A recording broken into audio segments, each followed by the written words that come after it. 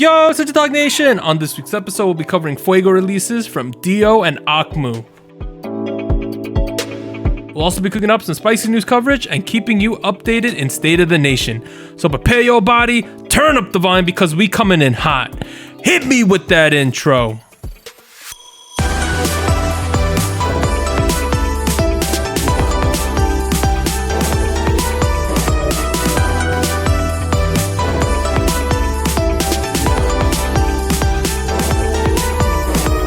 Hey, what's up, everyone? This is SojuTalk, your weekly shot at K-pop. We're coming at you with a super spicy episode 149, and we're recording on Monday, July 26, 2021.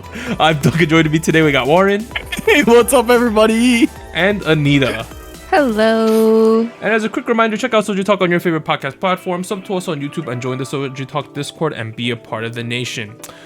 No big announcements this week, but next week is episode 150. Wow. Oh, man. That's a lot of episodes. We are gonna call it season 4. I don't think all that much is gonna change, but we do have some surprises. So Some stuff. We're gonna change everything. We're gonna change it. We're gonna change the numbers. We're gonna change members. We're transitioning to an anime podcast next week, guys. Yep. We're gonna. Everyone's gonna quit, and there's gonna be 3 different people. It's gonna be whole different. Harold's gonna host next week. Yeah, it's gonna That's be, a gonna be name we crazy. haven't heard in a long time. But we're now at part 1 of SojuTalk, episode 149. We're gonna talk about some big new releases, choose a spicy song king, and hit you with the music show winners. Boom. All right, we got 3 songs this week. And all of them came. Well, not all of them came out today, but 2 of them came out today. The first one is EXO's D.O released Rose, and he's from SM debut 2012. Last 3 songs with EXO were Don't Fight the Feeling, Obsession, and Love Shot. 107 music show wins so far, and this is his first solo album. So the real first major solo endeavor he's going on. Wow. You know, this song felt a little bit to me like K-pop's answer to Bubbly and I'm Yours. I wrote down Jason Mraz on my notes too. Yes. Yes. I felt that this was like very campfirey. Like, Yes. at the same time, Very much that. I felt it was very light because of that. Oh, like a little. Like, too I feel like it minimal? doesn't Okay. stick too hard. Like, it's pleasant. Are It's you fun. Are you saying Jason Mraz doesn't stick too hard though? What? I'm not saying that. Jason Mraz is like one of like 5 artists I've been to a concert for. Here's what I'm trying to say: is like you can make an acoustic folk track, but you can also make it hit hard. You know. True. Did this one hit hard for you? Well, no, that's why I'm saying all that. You're not in defense. No. I mean, here's the thing. I don't dislike the song. I like the song. If anything, it's very smooth and like it's very chill. I like the vibe. You know, almost feels like I'm watching an LG commercial. Ooh, buy my fridge. It'll make your family happy. Yeah. You know? I feel Life that. is good. That's what LG's all about. You know, LG. I don't know why I'm obsessed with LG all of a sudden, but I mean, like, I do think it's not the most like memorable track I've heard in the last couple weeks. If that agree. makes any sense. Yeah, like how do you guys also agree with that? I don't know. It was a fun time, right? Okay. But, like, It was quite short too. It was quite Yeah. short. Yeah. It flew by. It just flew right by. I was listening to it, and there was like that, like it ended, and I'm like, it ended already? Like, Right. damn, I thought there would be a little bit more. I don't know. I did appreciate that he wrote all the lyrics by himself. You know, that's always pretty Oh. cool. That's always pretty cool, especially with his first solo album. You know, that's pretty cool. I will admit, I do think it makes sense for Dio to do music of this kind, right? True. Right. Imagine if Dio was in a crop top, you know, and he was doing all the dances that his like other group mates have been doing. I don't think that would make sense. I think this suits him perfectly. You know. I agree. I agree. Right. If you think about the EXO guys, they kind of have vibes, right? Kai's Right. doing like sexy EXO stuff, right? Right. Baekhyun does, his like R&B stuff. Chen has been doing a lot of ballads as of Yes. late. And then, Dio's going in this more like folky type thing, right? I kind of like this for him. It's very different than the other guys. But Anita, how'd you feel about this one?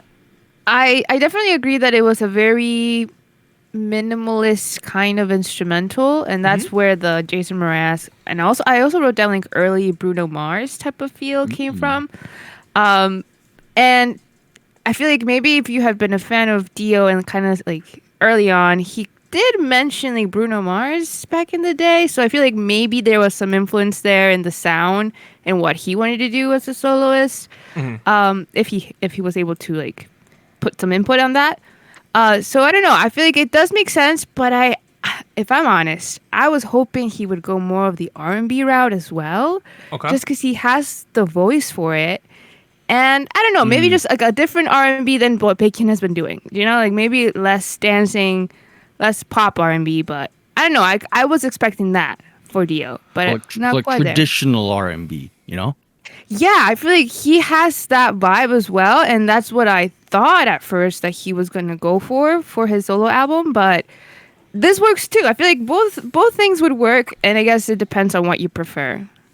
Yeah. Yeah, I feel like this is a song that like it's pleasant, it's fun, but it doesn't get me super excited about like D.O's solo career like trajectory, you know.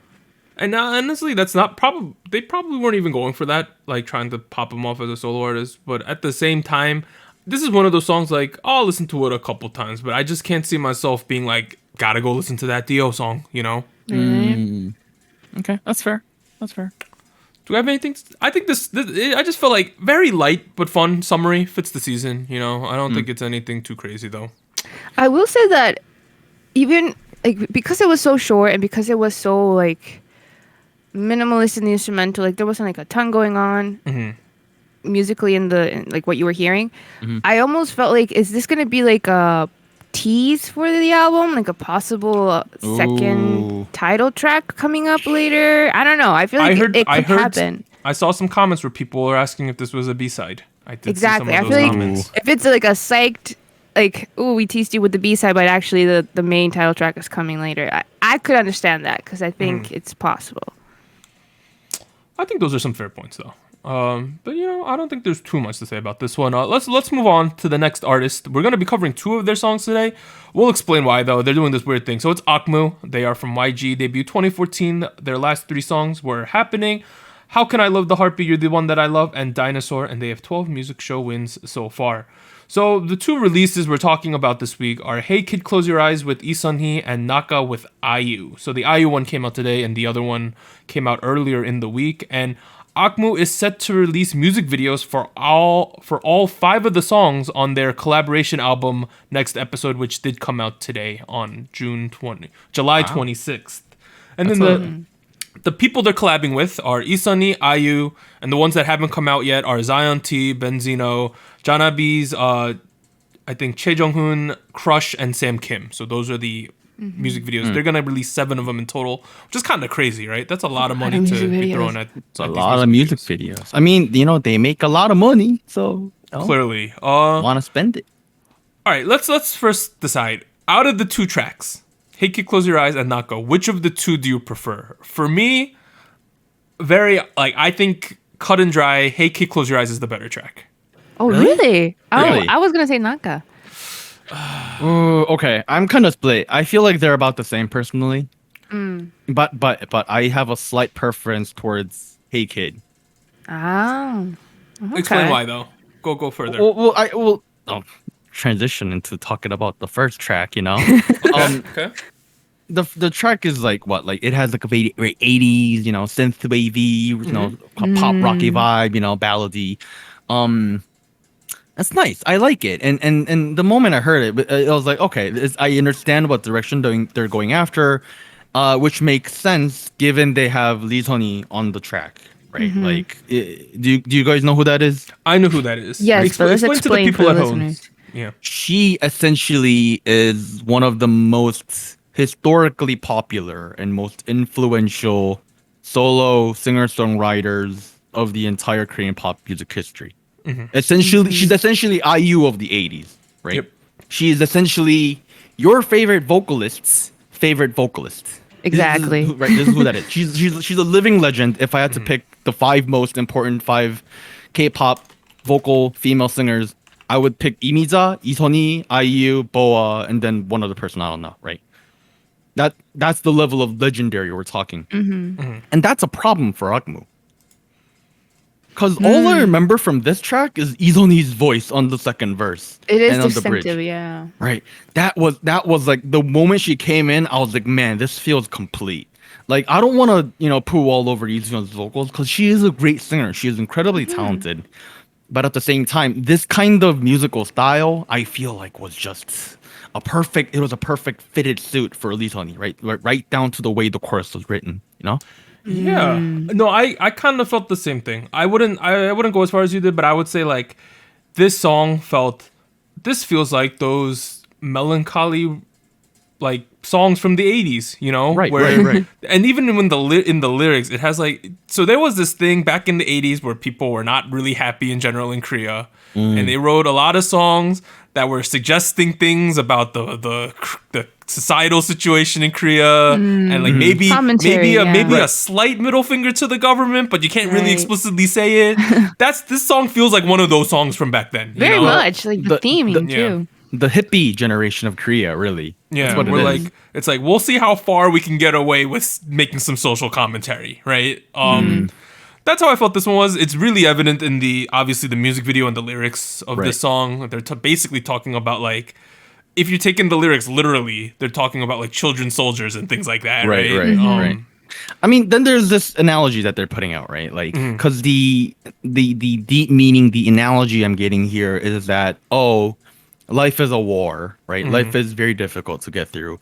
Get ready for it. I feel like that's the message they're trying to portray with the lyrics. However, I do also feel like the analogy is a little incomplete. It's not. It's neither friendly nor has like a big level of depth. To the degree where I feel like, okay, I understand what you're trying to do, but at the same time, it's not persuasive enough. Like if you want to have depth, you got to put a little more effort into this. That's the impression I'm getting. It's not bad. It's not horrible by any means. But at the same time, it does kind of stand out given, they're artists with like 7 years of of a career, and then like it is, this whole album in specific is clearly an effort to diversify their portfolio. Yeah, this is definitely diversifying. Right. They're trying new things. I get it. It's cool, but at the same time, I'm not sure if it's working out. I agree. Some things I did like about this song though. It had like this haunting quality to it. Like paired with the music video, there's something a little bit unsettling about this whole like package, which in a good way. It's the blue blood. Yeah, in a good way though. It feels like a movie, a little bit what was going on in it. I feel like once we transition, I could better explain why I think this is better than Nakka. It's not really that I think Hey Kid, Close Your Eyes is like a significantly better song. I just feel that Nakka could have done a lot more, is the way I'll describe my opinions of the two songs. Well, before we transition into Nakka, Anita, do you have anything else to add about Hey Kid, Close Your Eyes? No, I feel like we kind of hit all of the points that I was also going to bring up. I do feel like I haven't listened to all of the album. The rest of the songs, the collaborations that they did, but I do feel like with these two releases, it felt like they were kind of demonstrating that they can kind of shapeshift to a certain genre, AKMU, them as artists, and I feel like maybe that's where we're getting where like they are a little bit overshadowed sometimes, or like it doesn't make sense, maybe, or I don't know. I feel like that's what I got from Hey Kid, where it was like, I feel like we're very much adjusting to the guest artist. So that's what I got. It really felt like maybe it was because IU was a featuring artist on the second track, but I was thinking a lot about IU's full-length album when we were talking about when I was listening to this album. I listened to the EP a whole bunch of times. It's a nice album. It's not the best thing I've heard in the world, but it's pretty good. It's clearly their effort to kind of diversify their portfolio, try different new things, work with a whole different group of people, see where it goes. What was key to me as a big differentiator between Lilac and this album is that Lilac, I felt the core, the foundation, the fundamental of IU is still there. It at the end of the day, everything still feels IU. Where on this track, I'm constantly asking myself, is this the best way to utilize Suhyun's voice? Because Suhyun has when she was on Alien, that was great. Alien's like a low key banger that people don't listen to enough. Yeah, her solo song Alien. That's a good song. And I'm listening to her go through these things, and I get it. You're capable of these things, and the analogy I'm gonna use is like you can put your arm through the t-shirt and say they fit, but does it actually fit though? Is it too okay. big? Is it too small? You know, Okay. like just because the arms go through doesn't mean the t-shirt's fitting. So let's talk about Nakka. How do you guys feel about Nakka? I prefer this over the first one, to be honest. I don't know if it was because of the general slightly more disco sound, which I thought made sense with IU, and I feel like, okay, this is interesting how we're adjusting based on the artist that is being the guest here. But I know I really liked the progression in the chorus. I thought it was really cool. The staccato type of singing. Yeah. Exactly. That was pretty exactly cool. like that. I feel like that was the highlight of the entire song. I agree. No, I think that was the highest point. Because Nakka in Korean means like to fall. Yeah. Like not to fall down, but like fall. Well, yes, to fall down, but not like a foot. Fall down like shoot, you're falling down. You know, like when you're bungee jumping or something. And like the chorus is like da da dun, da da dun. Yeah. Right? It goes down, and I was like, okay. I mean, they probably intended that. That was pretty dope. Not gonna lie. Okay. Well, dog. My biggest gripe with this song is I Okay. felt that the IU-ness of this song was really underutilized. You get Eugene on this track, right? Probably the number one K-pop act outside of BTS right now, right? But on a domestic level, I think you could have an argument there. Spicy. We get Oh. we get her on our track, right? You released this song on the day of the album's release, right? So this is essentially, although you're releasing 7 music videos, this is the title track, in my opinion, right? Right. The one that they feel will get Based the on most timing. attention. We have the biggest guest out of all of them. This is the song. If you didn't tell me IU was on this track, right, and you just played me this track, I'd be like, is that IU? You know? Oh, Okay. man. You know what I mean? That's how I felt about this. You don't quite understand why she's here.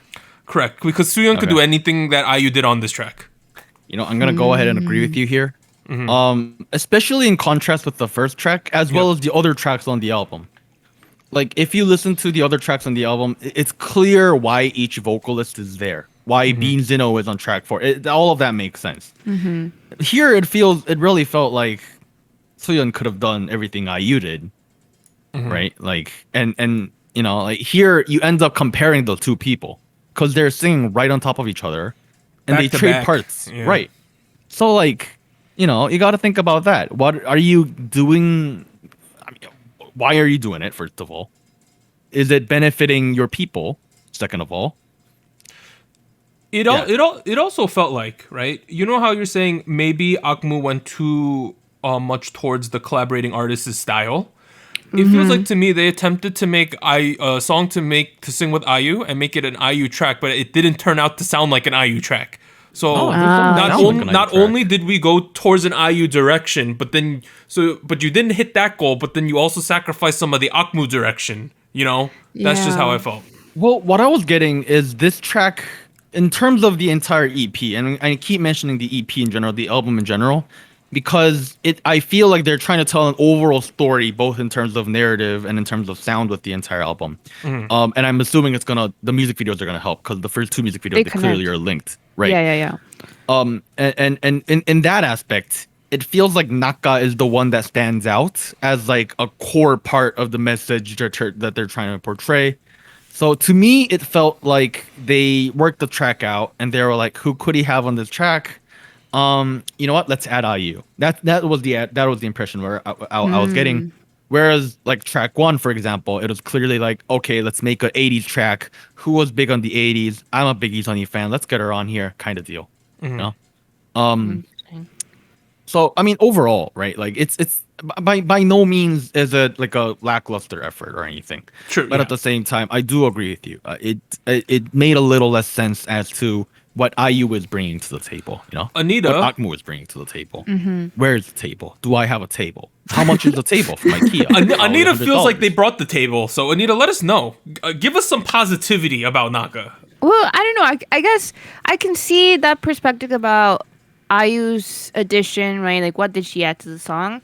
Mm-hmm. But I also feel like when there's a featuring artist, sometimes there's that line where like you don't want that person to be too distinct from the main artist, because then it feels like, oh, this could have been this other person's song, or like the other way around. So I understand that, but I feel like in this case, IU didn't seem to overtake AKMU in any certain way. Maybe that's what some people were expecting. Like if she's featured, that she should stand out more.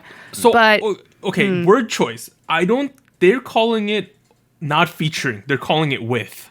with, okay, with, but Does that mean anything though? So they've really hammered home that it's not these people are featuring on our track. It's a collaboration. So they're trying to say like, you know. Okay. I mean, feel like- maybe they're trying to deter away the fact that their album sounds like 7 different tracks from 7 different artists by saying it's not a feature. I mean, that's a very pessimistic and a critical way to look at it. Maybe they're trying to be nice to the featuring artists. You know, they're True, like, true, oh, true. no. Well, yeah, I feel like it's interesting how you were saying, Warren, that they possibly made the song and then they found somebody to be the artist that they would sing it with. I almost feel like the way that the list goes down and like the people that are featured, I almost feel like it could have been the other way around, where like they had the connections. They were like, we're doing this together. What can we do together? Right? So then. Oh no, I'm talking about just track 2, not the entire album. Oh, okay. Because that's what I was Yeah. thinking. Where like they might have had the connection there, and they were like, "Let's make something," and then that's how that sound is so in tune to that one specific artist that the song is made with. I don't know. I feel like I didn't mind it too much that IU was not like super, I guess, stand out in this song, just because I feel like it. I kind of prefer when the artist who is singing with the, I guess, the promoting artist kind of blends in a little bit more, and it makes sense, and it's not jarring or anything. But I don't know, I can see the other way around too, because she is such a big name. I do feel like an ideal situation is when everything blends together, but everyone plays a very specific role. Yeah, I guess that Right. is a perfect ratio then. I saw one interesting comment that I wanted Warren to like. I didn't tell you this beforehand, Warren. Oh, great. I saw someone in the comments section saying that this song just doesn't have weight because it's completely done on a computer, and he didn't bring in like actual musicians. Oh, What do you mean done on a computer? Like Did all the AI sound, generate like this song? no, like none of like the guitar or any of the bass is all from a computer program and not like real basses. I don't know. That is like the worst hot take I've heard in a long time. No, they just said like the song didn't feel like it had any depth because of that, because they're just using sound Interesting. equivalent to sound effects the whole time. Well, I mean, that person clearly doesn't know how modern music production works at this point. You're essentially saying most of hip hop and all of EDM is poorly made music. I So- kind of liked the keyboard sound. I guess the sound. person who ever commented that was more or less saying like this isn't a hip hop track, so they were expecting the production to be different. I don't know. I don't know what this person was thinking. That was like the worst hot take. That is the worst. Come talk to me. If you no, if you share that opinion, or if you are the guy who wrote that opinion, I invite you dear. to personally. I invite you onto the show. Talk to me. Oh dear. What? Let's talk about it. I'm interested on. This is an interesting take. Okay. And in my opinion, a completely very outdated take. That's what I think. You know, I think it would have made sense to say that take in the 80s. Oh. But I mean, Damn, we got Warren Damn. riled up. I like, this is a preview because let's talk about this. We Okay. might make some changes in season 4. One of them is we're gonna potentially let the listeners. They're gonna send us we're gonna know who sent them, right? But we're gonna read people's hot takes and then we're gonna talk about their hot takes. Anonymously, right? Reading them. Anonymously. So I'm gonna say this person said this hot take, and we might agree with it. We might try to trash your hot take. So just be on the lookout for that, because I think it it'd be a Dang. funny thing. Other songs. So it's kind of a release wasteland right now because of the Olympics and the COVID situation in Korea. So the only things we got was Sejong released a song called "Baby I Love You." There's like a music video attached, but it looked like they just filmed her in a room. So I don't really consider this like a title track from her. And then Monsta X released "Kiss or Death," which is another one of those songs from Universe. So it is what it is. real quick before we move on, I do want to point out that the EP is really, really nice. As you know, as the week goes by, I'm assuming they're gonna drop more music videos. That track number 5 with the Jannabi guy feels like a Jannabi song, but it's really good regardless. It's just really, really well made. I would really hope you guys check out the second half of the album, which is significantly stronger than the first half, which you just poo-pooed all over. Oh. All right, Spice yeah. King? Is it Spice King? King! We're gonna determine which song reigns supreme. So we're gonna evaluate the Soju chart in songs of song quality, spice, and listener fatigue. Songs that place number 1 will be declared the Spice King. And we do have implications this week because Taeyeon's Weekend has 2 crowns. So if it picks up the 3rd crown this week, it will enter the Hall of Spice and be removed from the Soju chart. All right, before we get into this, we are also going to be making some season 4 changes for. Are we gonna announce it today? I thought we were gonna Spice announce King. everything next week. I'm not gonna say the details. I'm just saying that this is gonna be changed. Teasing. Oh, We're I'm teasing. I'm just teasing. Well, teasing. You should know that we're getting rid of Soju chart. It's gonna be a Soju Monopoly game. Honestly, the changes are actually kind of significant for this one. I think. They I think are. there's implications. Okay, I think it's a small change, but a big impact. There's 2 though. There's 2 changes. Yes. All right, but last week, episode 148, the Soju chart was Taeyeon's Weekend picking up 2nd crown in 1st place, Soyeon's Beam Beam in 2nd place, and Brave Girl's Chima Bottom sticking around like a plague in 3rd place, right, Anita? Plague. The new candidates this week are EXO's, D.O's, I don't even, we don't have to call them EXO. So D.O's Rose, AKMU's Hey Kid Close Your Eyes, and AKMU's Nakka. Can you have Anita go first? Yeah. I'm just curious. Do we have a specific track on the Anita, chart? is Chima Bottom on your chart this week? Sadly, no. Oh, okay. Okay, good sign already. All right. Let's go. Yeah, I'm gonna start from the bottom up. Okay, so third place for me.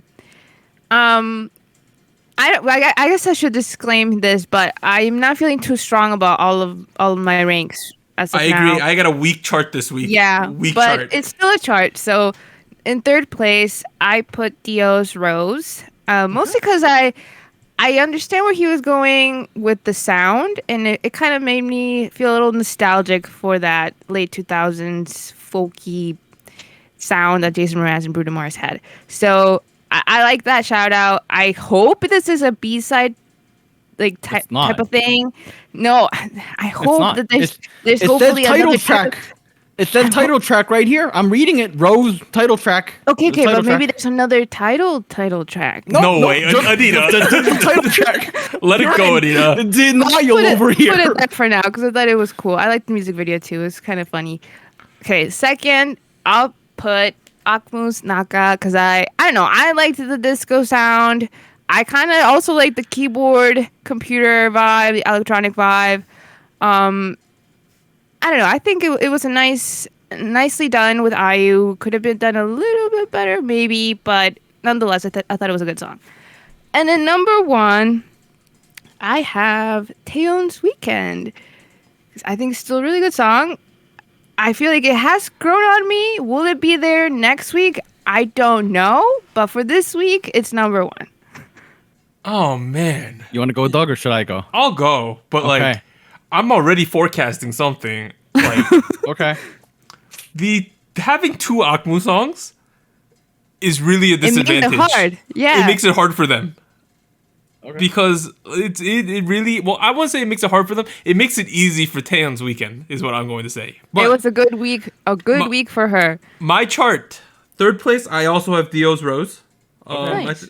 I think that's a pleasant song. Put it in 3rd. 2nd place, I have Taeyeon's Weekend. All right. And then in 1st place, I have my favorite of the 2 AKMU song, Hey Kid Close Your Eyes. So that's my 1st place song. Okay. Not confidently in 1st though, but it's in 1st. So off the record, I give each song a score.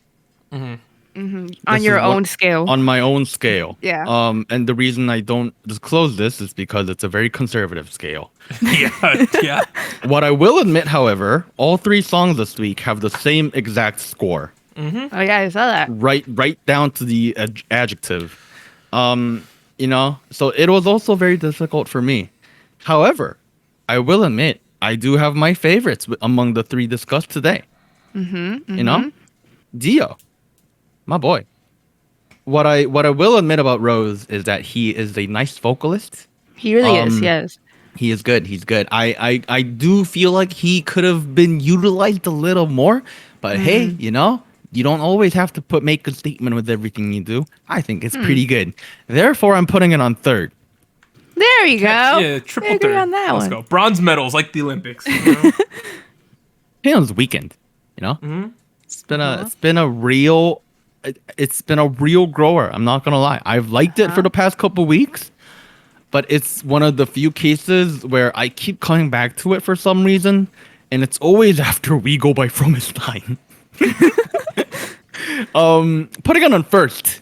Wow. Okay. Banger of a track. Now the two AKMU songs I have a very similar opinion about, just similar degree of opinions, different directions, I guess. However, you know, the moment her voice comes in, I was like, man, this is just so good.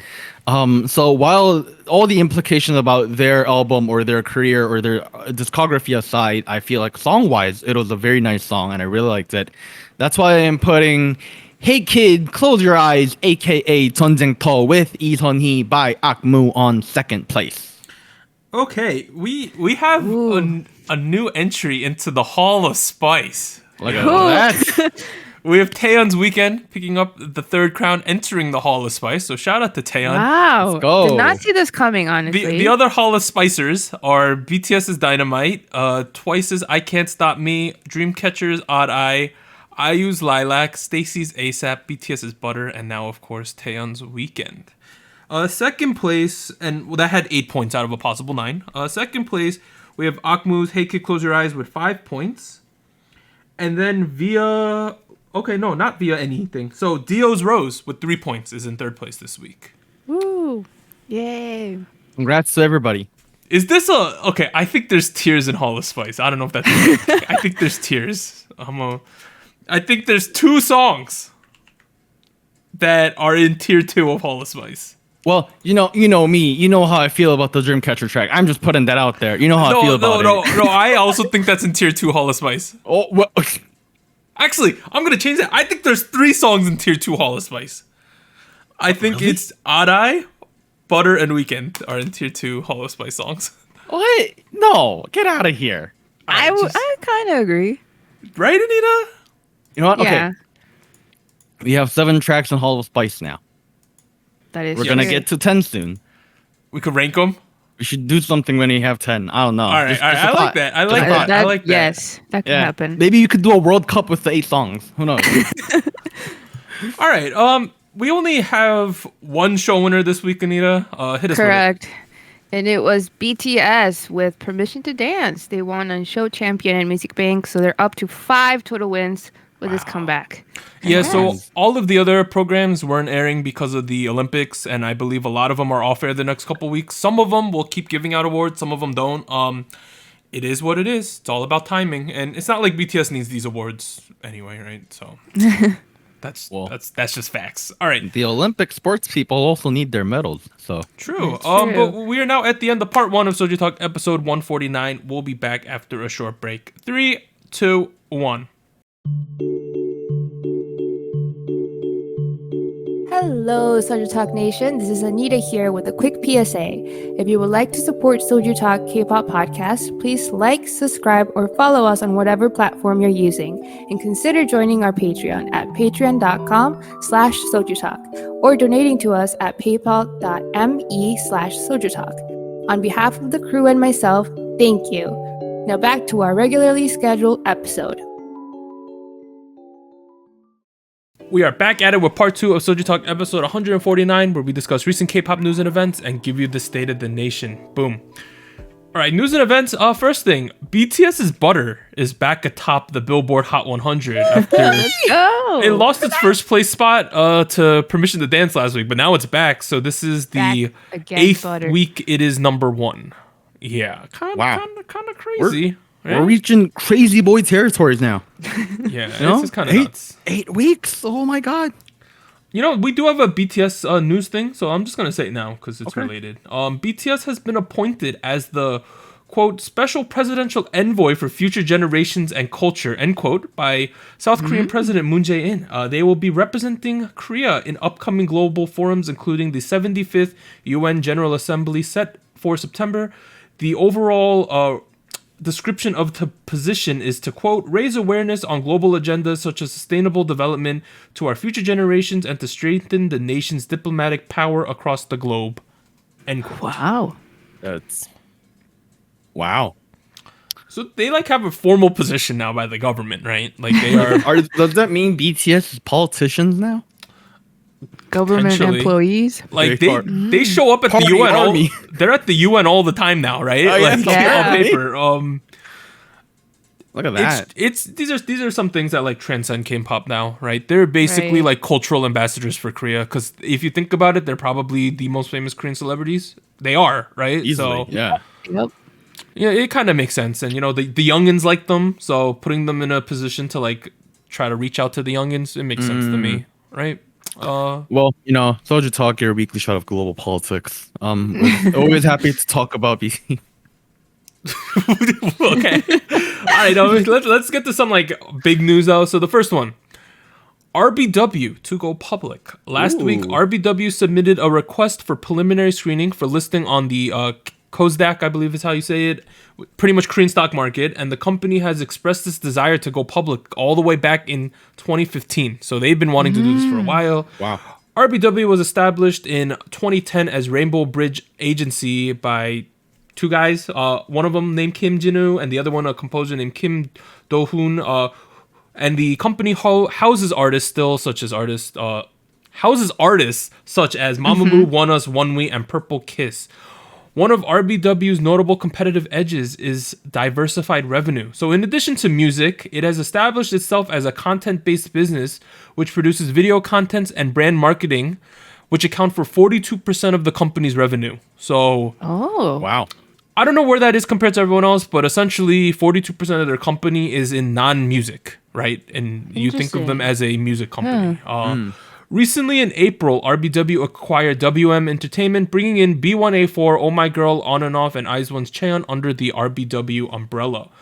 When comparing finances of RBW from 2015 to 2020, they have increased their revenue sevenfold, from 5.2 billion won to 37.2 billion won, and RBW's corporate valuation is estimated to be around 150 billion Korean won, which is about 130 million United States dollars. Oh my God. That's big. So for a company that was considered a small fry, right, maybe 5 years ago, Not quite. they doing well now, right? Yeah, not sure if it's small fry anymore. Nah. No.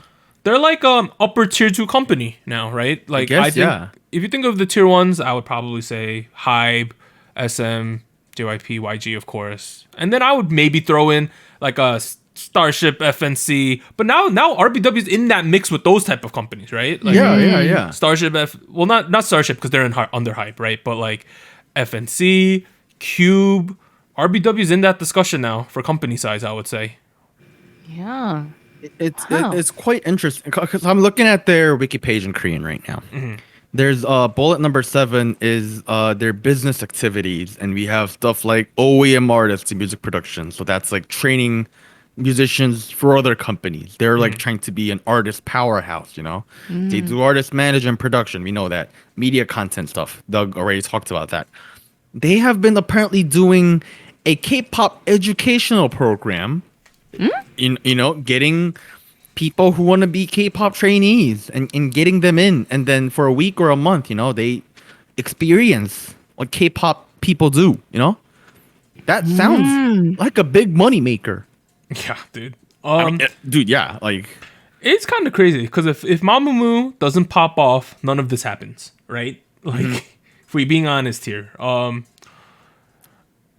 You know, I remember in April, I was kind of surprised when they said RBW acquired WM because in my mind, without Right. knowing the financials, I thought they were about the same size company, you know? Like, I thought they were somewhat in the range of each other.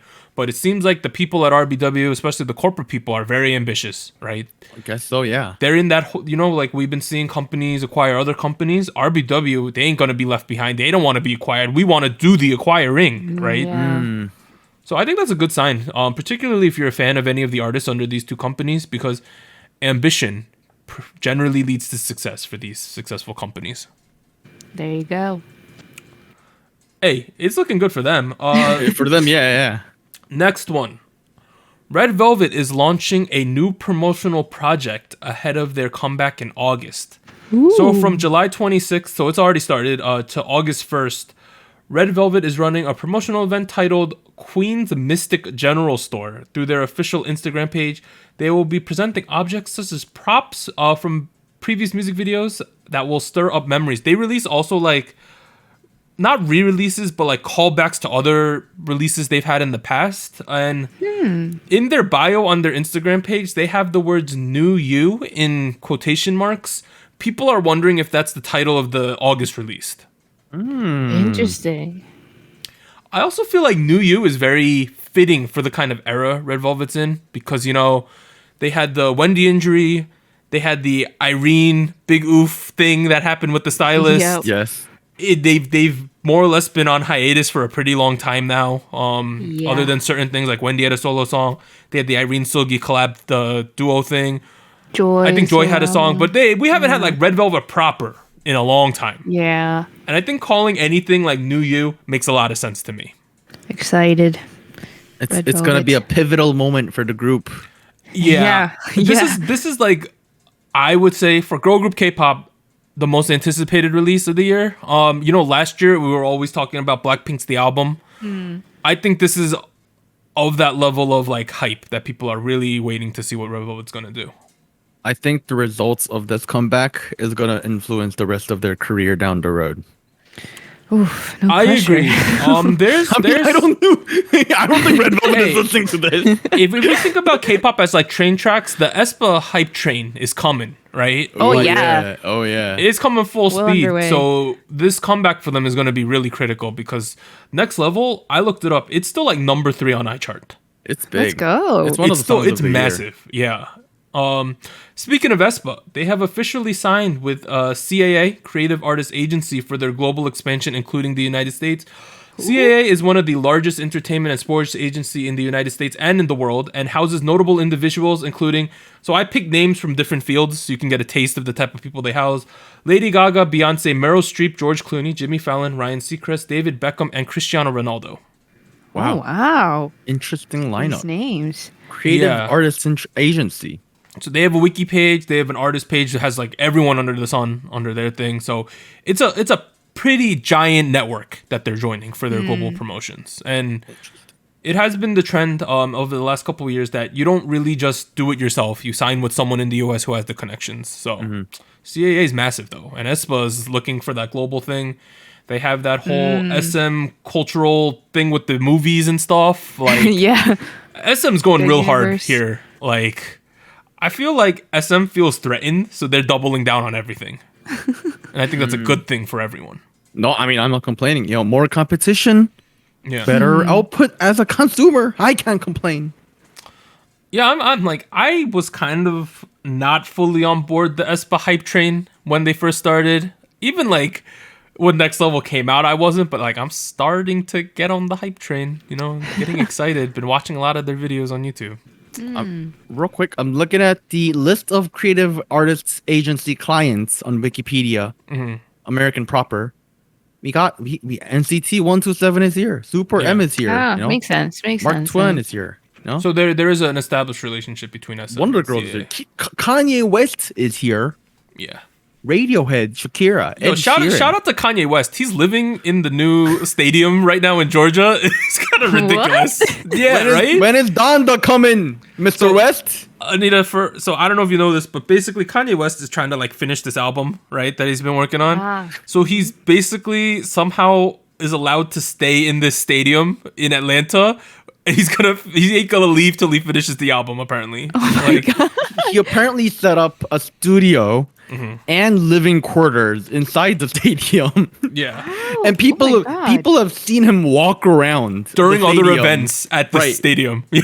And he's wearing the vinyl red puffer jacket and the red pants Yeah. and the socks on his No, head. it's like you know those robber masks, Anita, Yeah. He's been wearing one of those around. Yeah, it's Mercedes-Benz Stadium. It's like a new one it's somewhat new in Atlanta. It's massive. It's a beautiful stadium. But he's like camping out until he finishes the album, basically. Dang. You know what? I kinda feel nuts. like I feel like it's gonna be Yandy all over again. He's not gonna he's gonna not drop it and drop something else. He's gonna drop another gospel album. It's gonna be another gospel album. But I don't know. That's all. It's just like one of those things that I keep tabs on because it's funny. But going back to K-pop, something that's not funny, but something that's amazing. BTS's Spring Day has become the most streamed song on Melon history. It has 778.8 million streams Wow. as of my. July 22nd. Oh my god. Now, you might think, oh, well, things on YouTube have 1 billion plays, but that's globally. Melon is generally targeted towards Korean streaming, right? Yeah. And they have 778 million streams. How many non-Koreans do you know use Melon? Not I don't very use many. Melon. No. No. I think Pris might use Melon on our Discord because she lives in Korea. She lives in Korea. Yeah, but just saying, not Korean. All right, lastly, I know I made fun of this, but JYP's new girl group achieved nearly 40,000 pre-orders for blind package version of debut single. I You don't know why honestly, you're buying yet. that means they generated like $1 million of income from this already, right? Who pre-ordered this? Let us know if you pre-ordered blind package. Let us know and why. I'm curious because like. You know what? No, I am personally also inviting you onto the show. Come talk to me. I want to talk to you. If you have I like the only reason I can see like unless you have extreme brand loyalty for JYP or you're reselling, I can't see why you would pre-order this now. That's a lot of faith. Right? maybe it's the JYP employees. It ain't coming out till know. February, y'all. Like Maybe nobody bought it, and Mr. JYP was like, "Can you guys all buy 10 each so that we can tell people we have 40,000?" but 40,000's a lot. Like for some years for girl groups, that puts you in like top 20 sales. I Yes, think. it does. It's a Yeah. big number. It's a big number. Yeah, it's not a small number at all. Without knowing anything about the group, how many members, without a legitimately confirmed debut date. They just said February, but they could probably delay it. But like 40,000 of y'all pre-ordered this thing. Well, Shout out to you guys. Shout out to you. I don't know. I just found that like that's crazy though. 40,000. That's a big number. It's a big way number. bigger than I would have expected. 40,000. Yeah. When have you seen 40,000 of anything? Who knows? Who knows? Yeah. That's like our university tuition. Yeah. A little less 10. A little less, actually. All right. That's all the news. There were also a bunch of announced comebacks. August is gonna be crazy town. So here are some more. This first one's messed up, but Kangta's releasing something on July 28th, and then on August 9th you're getting the boys and Ha-Sung-un, and then August 12th Maka Maka and Park Ji-hoon. I told Max, one of the Discord mods, if he keeps saying Maka Maka's gonna win a Daesang. I told him if Maka Maka ever wins a Daesang, I'll buy him a Bitcoin. Who's a Maka Maka? Exactly. All right. So August 19th, Gravity. August 26th, JB. And then August sometime you're getting CL as well. State of the Nation. Nice. Line up. I think the thing that I've been watching the most over the past week has been the Olympics, right? Same. A lot of notable things that happened. Nigel Houston did not do well in skateboard, so I shouted him out a lot. And he got 7th because he couldn't land some tricks. Sorry. U.S. basketball, we're so bad. We're so bad. Like let me explain it. If you don't, Not a dream happened? team. Not What a happened? dream team. dream teams, you have the redeem team. Like normally, like LeBron shows up, Steph Curry might show up. This year, we're led by Kevin Durant, right? Who is a all-time great player. Kevin Durant, we're good. Right. Our team does have many all-stars on this team, right? Right. The problem is we just suck. Like in Can't play together. we played some friendly games before the Olympics. We lost to Nigeria and Australia. It happened. Dang. Our first game at the actual Olympics, we lost to France. Like Oh man. France's best player on the team is Evan Fournier, right? He's like a journeyman player. I think he's in his 30s. He's like a decent starter. He doesn't even start on some teams if you put him on the team. Like he's a good player, good NBA veteran, right? But our team has a bunch of all-stars, but we suck.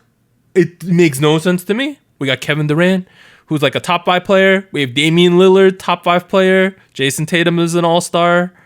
Draymond Green's been an all-star. Like, we have good players. On paper, should be easy. But the combination of we've gotten so complacent in, like, apparently playing in the NBA is like divas playing basketball.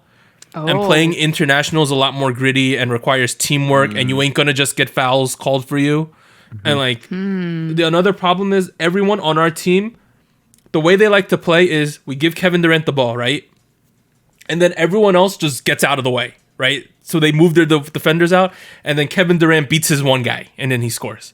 But that doesn't work in the international game. So we're bad. Like, we're really bad. It's funny, though. It's like, I thought it was sad for a while. It's just funny at this point. We're terrible. Things that have been good, though. Swimming. US has done pretty well at swimming. There was a guy from Tunisia who won a gold medal yesterday. I saw that. He's 18 years old.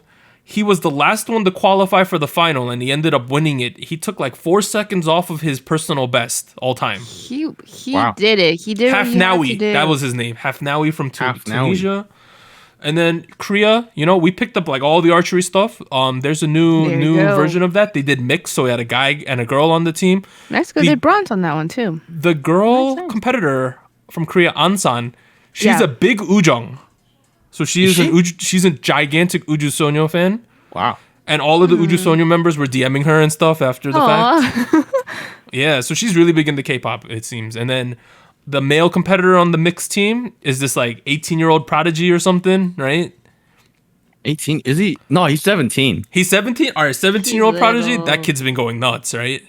He's blowing up. Everyone in archery. Like, the thing about archery this year is that they're all new faces. These are not people we get every year. They're just new faces, and they all got gold medals, you know? Yeah, really good. And people have been saying that at this point, like, it's probably harder to make it into the Korean national team than get the gold medal in the Olympics. No, I heard that too. And apparently, like, the individual talent, like, rankings back that up or something. Apparently, yeah. The men's team consisted of that 17-year-old. There was like a guy in his 20s, and then there was a 40-year-old guy in there. Right, yeah. They had this. They had Kim Woo-jin, who's 29 years old, as well as Oh Jin-hyuk, who is 39 years old. So interesting. You know what's best? The 17-year-old. So if you're a Korean and you're a male and you get a gold medal, you do not have to go to the military. So he is now exempt from going. Wow.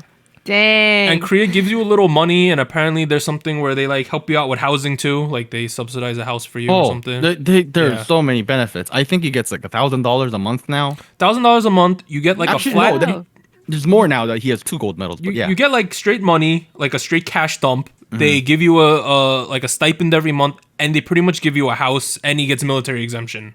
Like something like Dang. that. The interesting thing with like a lot of Eastern Asian countries is they put a lot of effort. The national government puts in a lot of effort to kind of, you know, getting a lot of medals in the Olympics, you know, encouraging them, because it is very beneficial to the soft power of the countries. And what is kind of interesting is currently Korea's on 6th, and above us is UK, Russia, China, America, and Japan. And I don't know, man. They seem like bigger countries than Korea. I feel like we don't belong there. Not that I don't like Korea. It's just we're just a smaller country with a lot less people, but somehow we're there. Another athlete that I want to shout out is there is a woman on the Uzbekistani gymnastics team, right? She is 46 years old.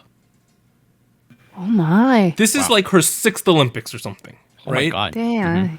Let's go. For reference, her first 4 years of competing, she was on Team Soviet Union. That's how long she's been competing. Wow. Wow. Look at that. Yeah, shout out to her. That's longevity. Yeah. She has it. She's one of like I think 5 or 6 women who have ever had a child and then went back to international competitions. Dang. So mom power over there, right? Yeah. Yo, I mean, well, shout outs to Nisha Lian, who used to play for China, but now plays for Luxembourg because she is 58 years old, ping pong player.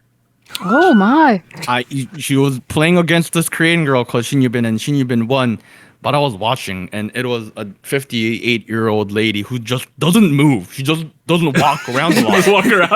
No, she stands still and then hits everything. Yeah. And I'm like, bro, how do you do that? It's ping pong. Like, not that we expect Korea to get any medals in ping pong, given the certain Japanese duo upset the China. Chinese duo today. It was like the first time China didn't win one Oh, of the did things that in a while. happen? Yeah, it happened. The Japanese mixed pair won. Yeah, a big upset. Well, it is the Tokyo Olympics, you know? Yeah, and then there was a brother and sister pair who in judo won gold medals on the same day. Wow. In Oh, I heard judo. about that. Nice. I heard And about then that. the female skateboard, I think Street, I want to say her, a 13-year-old Japanese girl won that. So Wow. they swept the skateboarding.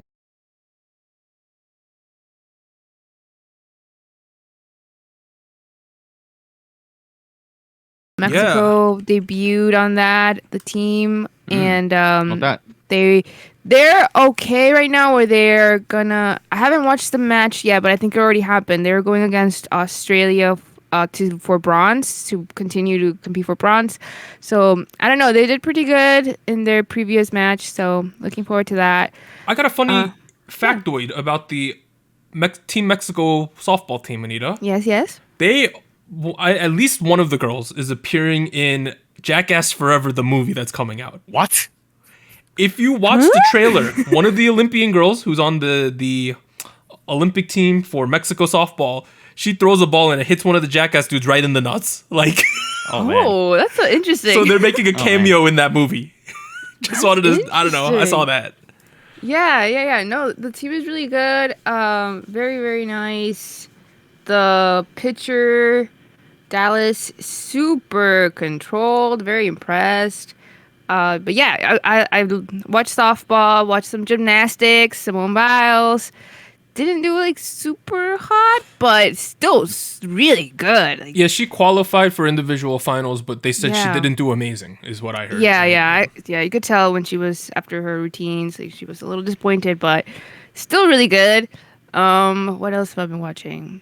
So that's been that for Olympics. But I did have a shout out for a webtoon this week Oh, because the webtoon came out not too long ago, and which it's one? really nice. It's called. See, the title's a little interesting. I don't understand what it means, but it's After School Lessons for Unripe Apples.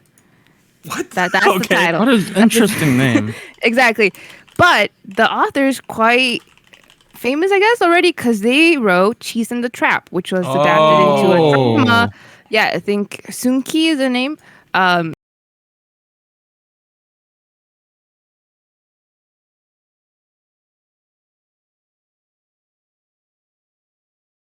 I would say, because it's I don't want to give too many spoilers, but the storyline starts in the 90s.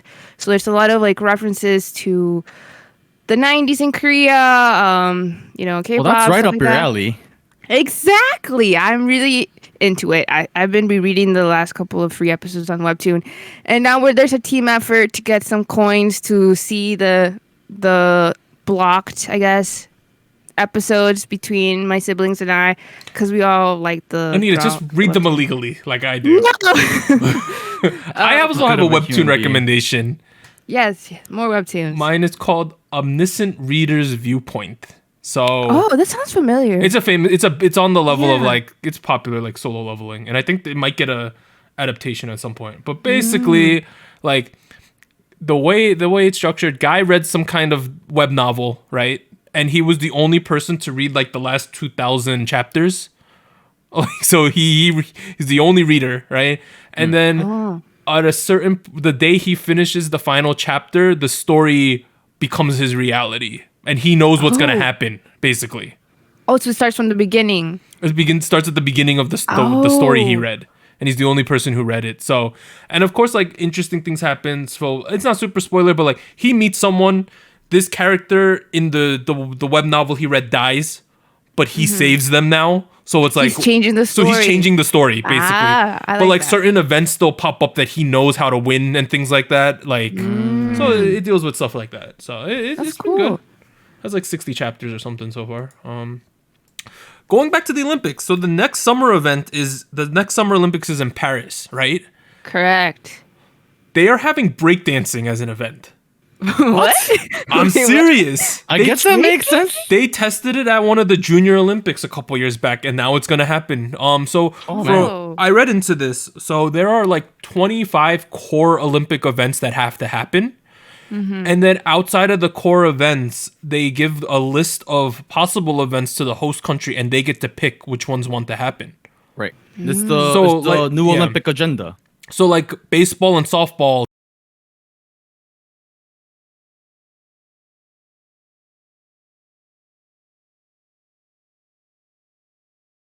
Yeah.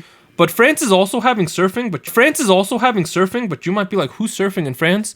They're going to host the surf event in Tahiti. Oh, What? So that actually makes a lot of sense. That's pretty cool. Yeah, so they're going to do when Dang. they have the Paris Olympics, they're going to do the surfing in Tahiti because there's a big surfing culture there. Interesting. Man, I feel like if we started doing this thing a couple years ago, we could have seen StarCraft, 3 years ago. You might have the seen 2010 esports. Olympics. Yeah. I've been Dang. wondering about that. Yeah. Esports might have happened, and Korea might have also wanted like MMA if that's on the table, right? Because Korea loves Yeah. MMA. I think that adds like local flavor because you get to pick events that the host country likes. I don't know. I think that's fair. I think it's fair. Great way to showcase your Breakdancing. culture. Great way to showcase your country. Breakdancing, obviously. What's a little bit not fair is like we watch these Olympics and you see how empty these massive, beautiful stadiums are. Japan's losing so much money. I think. Well, Right?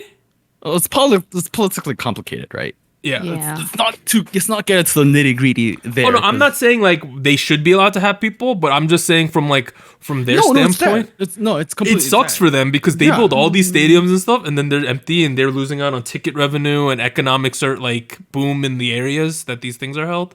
It feels like a big oof outside of the political concerns and the health concerns of the Olympics right now. It's one of the weirdest Olympics that I've seen in the last Yeah. my entire life. I normally get like really hyped for the Olympics. I feel like something about this Olympics. I'm like, oh, it's on TV. I guess I'll just watch it. I mean, one thing that's been Yeah. difficult for me is that, especially because it's Tokyo, which is like 13 hours Yeah. away, time zone, like complete opposite. I can't watch anything. you either Yeah. watch it really early, or you find the spoilers on Reddit or something, and then you watch prime time. It's like it's just like if it was like a lot of them, if it was happening live, I feel more hype.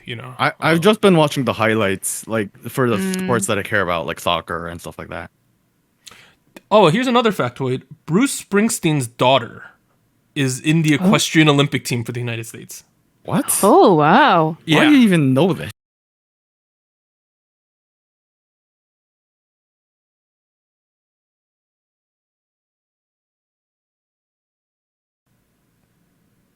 Well, I turned 24. Oh yes. Oh wait, Happy yeah, let's talk belated about that. birthday, Warren. Happy birthday, Yeah. Warren. Thank you. It's interesting. I'm Golden in my birthday. mid-20s now. Thank you. I had a good time. I spent time with my friends, spent time with the girlfriend. That's nice. I don't know. It feels weird, being 24 years old. I don't know. Especially because 24 has been my lucky number ever since I was really young, and it was my favorite number before I realized that my birthday is on the 24th. So like it's not because it's my birthday. Maybe it is. I don't know.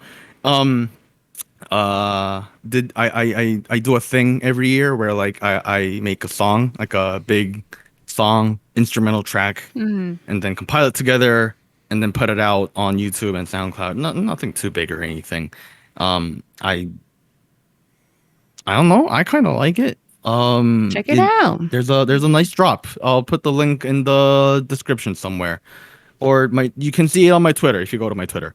So go check that out. I think it's pretty nice. I have bigger plans, but I'm not gonna disclose that. But that was pretty nice.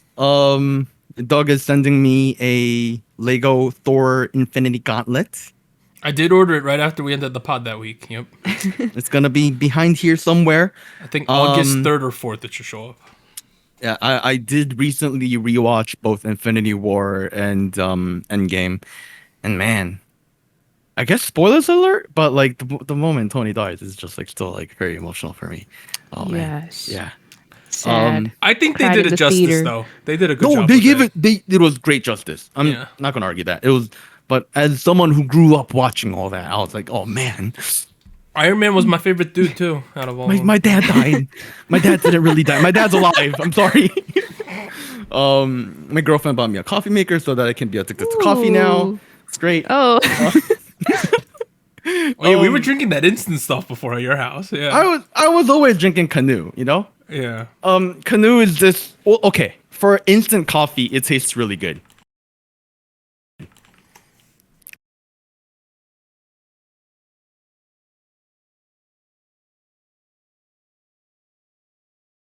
Old man who lives by himself is, drinking instant coffee all the time.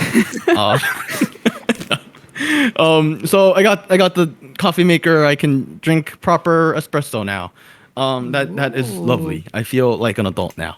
That me and my coworkers were talking the other day, and they were like, you're not an adult yet. I was like, I like to hear that. I don't want to be an adult yet. That's scary. when he was are like, you an "No." adult then? Well, I don't want to. Well, I guess I'm an adult, but at the same time, it feels weird because when you're 24 years old, when you're in your mid 20s, and Doug, feel free to chime in now that you're a couple years ahead of me, but like I'm in this weird spot where like people who are 5 to 10 years ahead of me are gonna look at me and tell me you're still young, but like Right, people yeah. who are You're 5 to young. 10 years younger than me are gonna look at me and they're like you're fucking old. You're old as shit. So like I'm like I don't know, man. I still don't really belong anywhere. Where I go if I visit some of my old friends back home, I realize that like we're old. But now if I go to work where I'm still like one of the youngest people at work, they're like Exactly. you're young. You don't have kids, I'm gonna turn 30 in like 6 Yes. months. Right? Yes. Anita's It's like, it's a weird feeling because I think it's very common for people to judge themselves where they are in their lives versus their peers, right? Yeah. Particularly for like, at least for us, because we went to Michigan and pretty much everyone's an overachiever who goes to Michigan. yeah. So it's hard not to compare yourselves in a negative light versus your peers.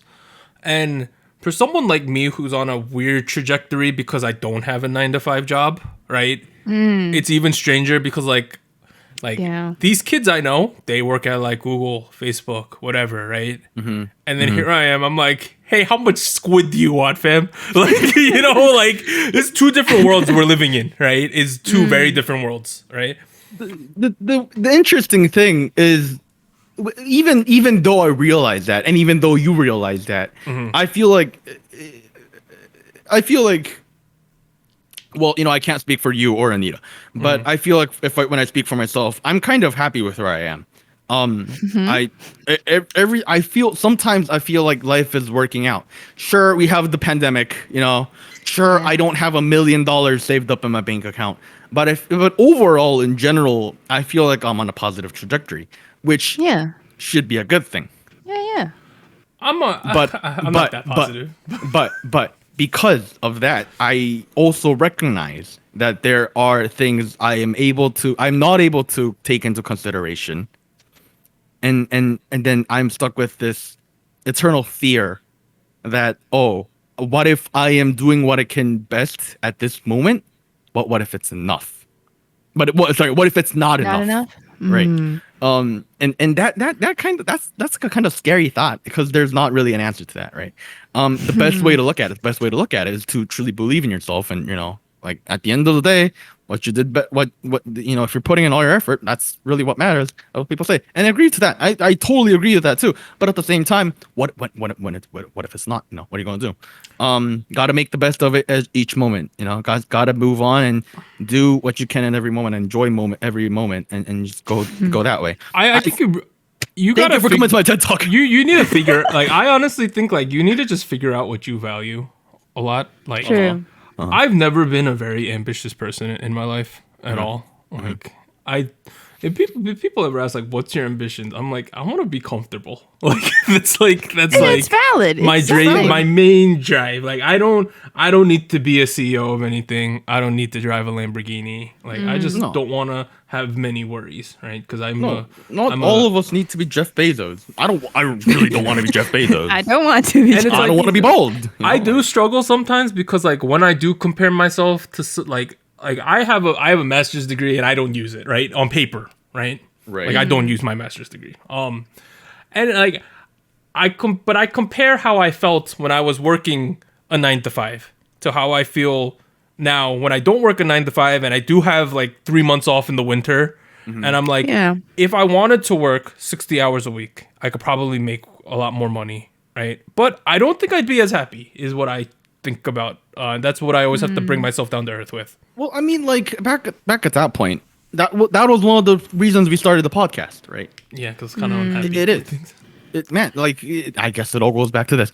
You know, you were like, your life is bland. It's boring. You know, this is where that came out of, partially speaking. You know. That's true. And I felt like I was going in that direction as well eventually, which luckily for me speaking hasn't been the case yet. I still find work really entertaining, which I feel like I'm very, very lucky to say. That's one of the reasons where I feel like things are kind of working out. Sorry, what you're gonna say? How about we cut this conversation here for this week? We do have a lot of room to talk about it next week because we're gonna get very meta with State of the Nation for the 150 episode. I want to revisit this topic because I have a lot of things to say now. Put a pin on it. Yeah. Let's talk about the podcast there. For now, I'm 24. I'm feeling happy with my life. Go check out the song. The song's about how I feel about being 24. Even shout out your Twitter handle so people can find it. SJT_WW. Actually, no. Let me check. Yo, Warren, I'm looking up this Canoe coffee. I might buy some right now. SJT_Warren. That's me. SJT_Warren. SJT_Warren. Or if you just look up Jetlag24 on YouTube, it'll be there. There you go. What fun thing are we doing today, Warren? Today, look, we're Doug Improvement Project is still undergoing. It's still well in process. And Doug came to me the other day and he was like, Warren, I can't find it. Give me a second. Okay. Well, TLDR, he's thinking about getting a new car. Previous one ain't working out. He needs a new whip. It's working out, but like working out. Well, I'm saying it's not working out for the sake of the show, so just go with it. Okay. Previous car, there was a horrible accident. He is missing 4 wheels. It looks like it's not a car anymore. So he's gonna go buy a new car. We're calling it the best new whip for Doug World Cup. I have 17 contestants, so we're gonna randomly drop one. We'll see what happens.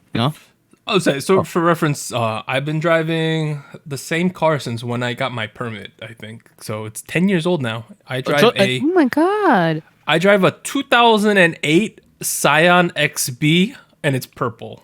Yeah. You and I used to go grocery shopping in it. That's the first things we used to do with a friend. You were like, let's go grocery shopping on Saturday. I was like, okay. Yeah. Okay, real quick.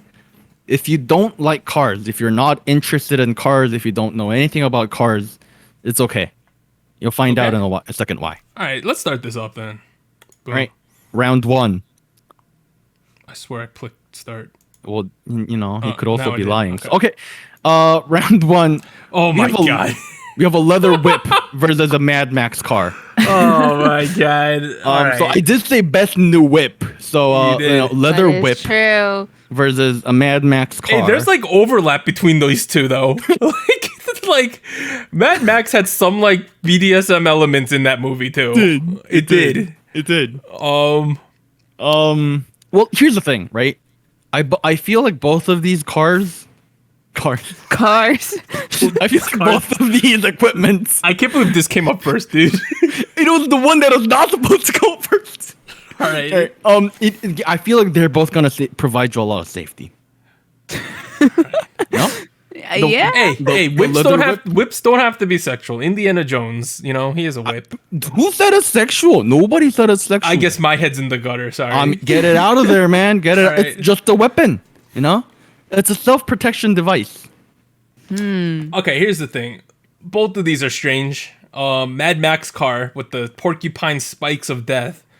I feel like I'm gonna go to jail if I drive the one on the right.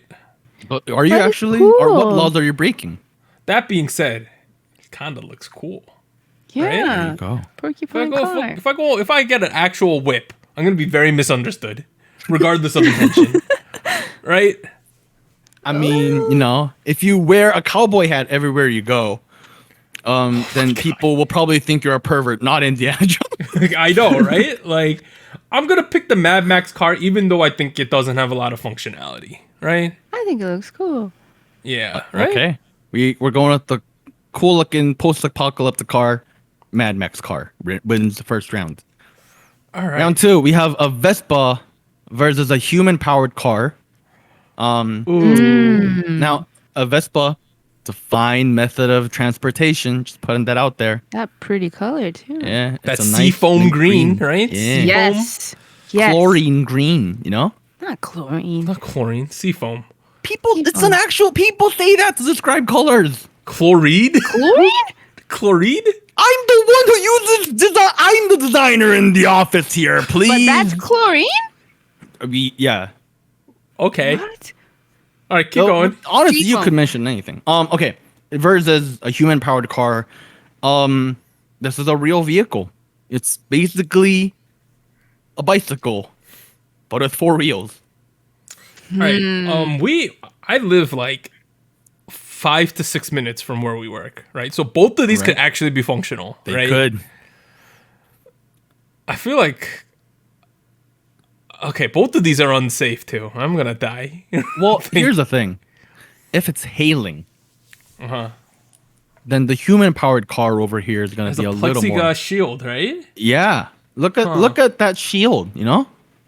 Also, And that's there's a- great that's a- air circulation. That's a good workout. You gonna have some thick thighs. Yeah, you Juicy are. thighs. You do know about thick thighs, so you know. I mean, that's a. They're not Anita, gonna get that reference.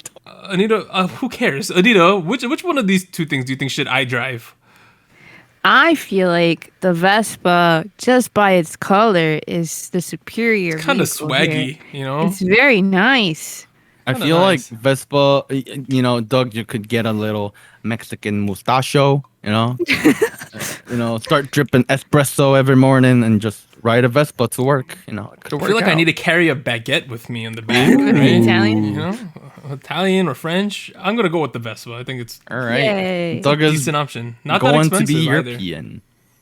Round 3, we have a Little Tykes Cozy Coupe 30th anniversary car versus a hot dog car. You know, I've seen the hot dog car in person. Really? Really? It was at the Meyer in Ann Arbor once when I went. Whoa. Why was it at the? I swear it was there. I seen it in Okay. person, dude. Cool. The one off of Saline, whatever road, that one, Dang. like the one in North Campus. I swear I saw the hot dog car once in the parking lot for no reason. They weren't giving out hot dogs, nothing. It was just there. Well, no, I think they just drive around to like Yeah. raise it was awareness. so strange. It was just in the parking lot that day. I don't know. The Little Tykes Cozy Coupe 30th anniversary car, obviously, very limited edition. Classic, you know? classic. Classic car right there. You know. With the face, look at the face. Look at the Limited face. space as But well. look at the smile on the hot dog car too. If you kind of look, it has smile. it looks too. cute. They both have I like nice the hot dog smiles. car. I feel like as ridiculous as it is, it'd be way cooler to own this hot dog car. I feel like it's Yes. a conversation starter. You could probably live in it. Look at the Yeah. length of the hot dog car, man. I don't think it's actually like as big as it looks. It's It's that big, dude. It's that Really? big. It's huge.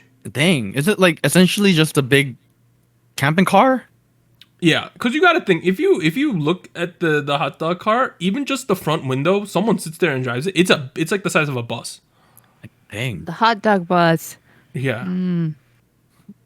I feel like Okay. we buy the hot dog car and we start a hot dog business using the car. There you go. And we Okay. make money. Right? So Doug is gonna start a wiener business with I the love hot me dog some car. wieners, man. You know? Round Hot dog 4. car, it is. Round 4, if it'll load, Okay. is the Dark Knight Tumbler versus a Oh. British 3-wheeler. Oh, the three. So these British three-wheelers are actually really funny because especially in this configuration where the one wheel is in the front, Yeah. if you turn drastically at all, you flipping this. have you? I know this was a huge meme in Forza, which you used to play. Oh, Is- bro, I drive that one Yeah? sometimes. I have that car in Forza. Dude. It's a mess, that car. the Super Van 3. Yeah, dude. Dark Knight though. I remember when I was a youngin and Dark Knight came out and that car was shown, I wanted to buy the model of that car. Here's the thing. I feel like the Dark Knight Tumbler is great to look at. I think it's very beautiful. I think realistically speaking, it's going to be incredibly difficult to drive and park. Imagine you're parallel parking with that. Game over. You're just running over everything. Also, I don't have like a cool underground bunker to hide it. Like it's gonna be in the middle of the street. Yeah. When I come home. Imagine that sitting in front of like Costco. Kind of cool. It's a statement. British Steel 3-wheeler though, that's kind of swaggy, right, Anita? It's cute. It's so tiny. It looks like a smart car, honestly. Kind of, yeah. You just need to put the top over it. There are some like small cars in Japan they're like one-seater, small, tiny electric cars that kind of look like this. The only problem with British 3-wheeler is if Warren wanted to drive Warren somewhere with me, he'd have to sit in my lap probably. That ain't gonna be a good look, sir. Is that a bad thing? You and your thighs, man, is gonna be a bad thing up in my car. Also, look at this car in the front. He has like a handle. You could lift this car up, I believe. Look at that in the front of it. That's the point. Yeah. You can lift it up and put your bag there. Anita, which one do you like? See, just for looks, I feel like the 3-wheeler is very cute. I like the color design, very retro. But I don't know. I feel like it's more useful, the Dark Knight Tumbler. I don't know. I feel like it just makes more sense. I would like to make one more argument before we move on, right? Dark Knight Tumbler, I think, would be very, very useful if Doug was a crime-fighting vigilante that wears yellow panties. He could be. He could be, but I'm he is fishing not, lad. as far as I know. The fishing lad, are you going to hunt down your criminals with the fishing pole? Yeah, dude. Yeah. I am the fishing lad. Be fished. There you go. You're gonna be it's gonna be like a huge whip. That's what it's gonna be. Now the problem with it is it's gonna be very difficult to park. You know, you're gonna be at the parking lot taking up 3 spaces by yourself. I don't live in a city though. Like I can make it work. I'm just saying it's gonna be very difficult to drive around. The British 3-wheeler, you could park it anywhere you want. You know, that alone, I think, is a huge benefit that the Dark Knight Tumbler does not have. Also, if you drive around with the Dark Knight Tumbler, all the criminals are going to think you're rich and they're going to try to steal from you. I feel like that the problem with the Dark Knight Tumbler is more trouble than it's worth. It really is. Also, I'm assuming the gas mileage is horrific here. Oh my god. Dude, it was as far as I know, it was originally a military tank prototype. Yeah, It looks like it. We going with the British 3-wheeler, Anita. Let's Sorry. go. All right. UK Cute. boy. You have a gyrosphere from Jurassic World Ooh. versus the Pikachu car. Ooh, I like both of these. All right, here's the thing. Let's say someone came to me and it's like, bro, I'll sell you the Pikachu Beetle thing for like $2,000. I probably buy it just because of the lulz. I don't think it'll be sold for $2,000. Yeah, it'd probably be way more expensive. Yeah. Look at all the customization that went to. Look at that high quality tail. I like the tail and I like the face in the front, man. Cute. Look at that. Yeah. Gyrosphere, I feel a little exposed in that. It looks really cool though. You get a full view of where you're going. And if you have to pee, scenery. everyone's gonna see it too. Do you What? pee in cars regularly, sir? No, I don't. But like, I mean, if it's a state of emergency, you know, sometimes What? it doesn't happen. What? What are you talking about, Warren? Why? I mean, I haven't done it, but like, I've heard stories about them. You know, like you're in the highway, can't find the restroom. Who gotta hasn't? find the way to do If you're a lad, who hasn't peed in a bottle in a car before? that's what I'm talking about. Yeah, like Dang. I thought Yeah, everyone knows thing. this. I thought that was a normal thing. Wait, Anita, you don't have brothers? Oh, No. okay. Oh, okay. Between these two, okay. But like, do I want to express my love of Pikachu to the world? You gotta catch them all. Wait, we can, dude. With that catch line, our fishing business gotta catch them all. Whoa, we could change it up, dude. Bro, We can make it a company car. are you gonna? Well, I mean, you'd have to name yourself like Pokemon Fishing Store at that point. Bro, let's go with the Pikachu car. I just think it's a better car, right? Okay. All right. Yeah. I mean, it's an actual car, so. It's an actual car. Plus Pikachu. All right. Pikachu car wins. Round 6, Oh, we have no. the Weeb Mobile versus Mario Kart. Weebmobile, dude. The Weebmobile versus Mario Kart. Okay, so the funny thing is, there was a Reddit post yesterday Oh yeah. about there's this guy who owns 4 of these Weebmobiles. And Oh, wow. he basically was posting like, y'all just keep reposting my cars. Here's all of them. Right? My God. This dude has 4 cars that are like with these vinyl, like they're weebed out, Decals. all 4 of his cars. Yeah, Right. vinyl decals and stuff. I've always wanted a go-kart. So I have just Saber. I have Saber on my Weebmobile, right? You would. Just so we're clear with our audio listeners, the Weebmobile is essentially just a normal car with a lot of anime decals. Mario Kart is just a real life go-kart with Mario outfit. You'd have to wear that too. I have to wear Putting that all the out there. time. Yeah. Ah. You're Mario. It's Mario Kart. Or you can dress up as the other Mario Kart character. Did you know if you go to Japan, you could pay money to do like Mario cosplay on a go-kart in the city? Yeah. That's what that's from. Oh, it is? All right. Yeah, the picture. Nice. Yeah, I wanted to do that, but I couldn't try it. Anita, which do you think would be better of these two choices, the Weebmobile or the Mario Karts? Well, see, I feel like you're making a statement, but in different forms, right? Because one is the literal car, right? Like you can walk out and nobody would be none the wiser, right? But No, with I'm the gonna be Mario embarrassed. That's the Kart, most I mean, embarrassing. when you're to away me. from the car, you know. With the Mario Kart, it seems that you have to wear the outfit just to drive the go kart, Right. which I don't know which is more embarrassing. I feel like the Mario Kart is more palatable for observers than if The I general drove. public. That's true. If I drove That a is car true. with More like friendly. Saber on it, you know. Now at this point, we're gonna break the fourth wall a little bit and gonna let you know that originally, instead of the Weebmobile, I had something a lot more not safe for work on it. What? It was gonna be the A mobile. Oh, I know exactly what you're I'm talking not about. gonna, for some face, not gonna elaborate any further. But I mean, you know, you gotta keep it family friendly, right? Yep. So you have just happy anime girl faces, which I think is a lot more public friendly than what I had just proposed. So I'm saying, you know, it's better than having literal porn on your car. Just putting that out there. Just All right, No. I'm gonna choose Mario Kart, right, Anita? There you go. Let's just choose Mario Kart. We're gonna leave God Warren in the gutter, you know. round seven. We have the horse carriage Oh. versus a clown car. Now, Alright, a clown so car literally means you're driving around with all the clowns in your car. Oh no. Look at the picture. That's what it is. It's a clown car. We're gonna have a bunch of clowns, Horse or carriage. I'm gonna be Amish, right? You could be a tourist in Central Park. God, these are like two of my like. I hate horses. Just wanted to throw that out there. Really? I don't like horses. All the pony Or fans have I'm just gonna be in hated an you. awkward social setting for the rest of the time I drive my car. These are two of my nightmares, dude. I don't like either But like of these. you don't have to interact with the horse, really. You don't have Anita, to I'm interact gonna with be the one clowns. jockeying the horse, Anita.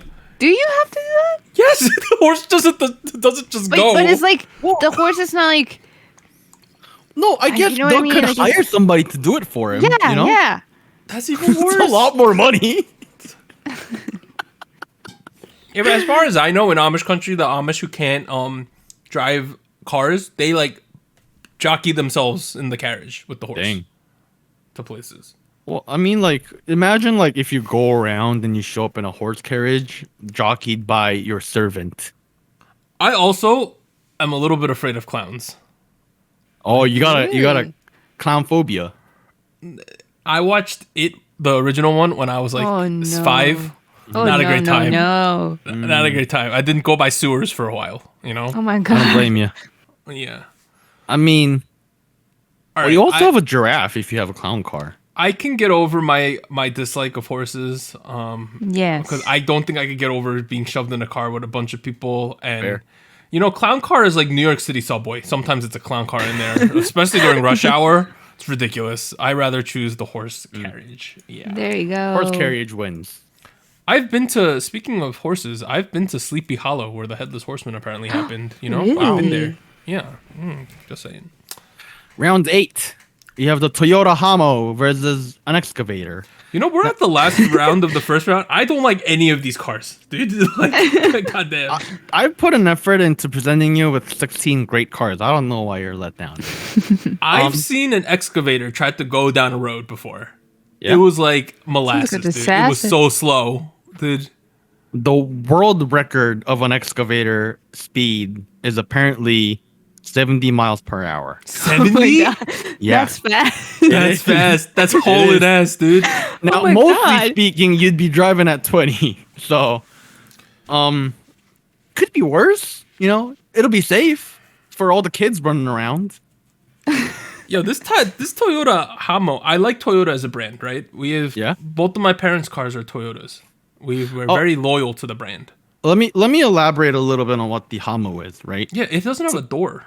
No, it's a very lightweight car. It was designed for rental usage based on hourly basis, so like kind of like zip car. Now the door itself is very interesting because it's made of fabric, and you button it on or you zip it Oh on. my. Oh my God. I'm I'm gonna get mugged instantly in this car. No, it's waterproof. Also, I mean, it's built for Japan, which mugging doesn't happen that frequently in that country. I think. It is very loud. Oh, it's loud? It's Well, loud. when you're in the car, right? Oh. Because it's very light. It sounds like you're driving at like 120 miles per hour when you go over 40.